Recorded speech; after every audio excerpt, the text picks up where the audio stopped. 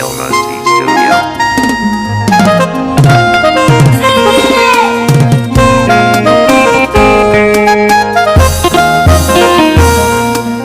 Taka a hankali sa'adatu juyo sarauniyar mata.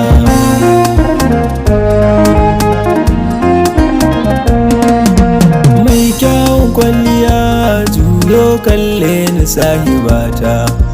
Mai kyau na tafiya sa'adatu kin yo fice a mata. Mai kyawun dariya sa'adatu mai kyan ado da tsafta. Sannan ki jaruma sa'adatu kin yo daban a mata. Mai tarin ilimi sa'adatu mai nutsuwa gwanata. Ai dole in faɗa domin samun ki nasara ce. Wayyo ni duniya mai ɗauka ce tana ajewa.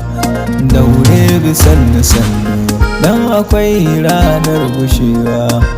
To in ka samu mata mai kishin ka kai kulawa, to sai ka yi riƙewa kar ka yadda ku yi rabewa.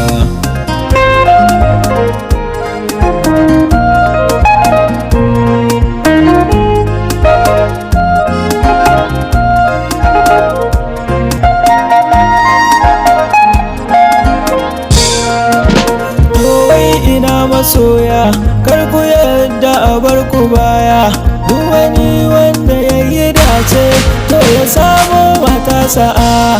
Ni kwa lallai sai hamdala tunda na samu sa'a. Godiya zan wa rabbana don kwa shi ne yaban sa'a. Ta wani ma na adana dole ne zan yi addu'a.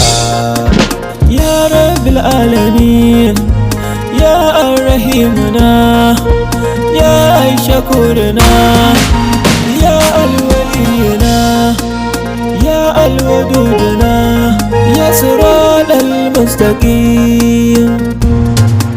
Ya Allah ka tsare mana sahibata, gindiyata, tauraruwata, sarauniyata, sa'adatu gindiya.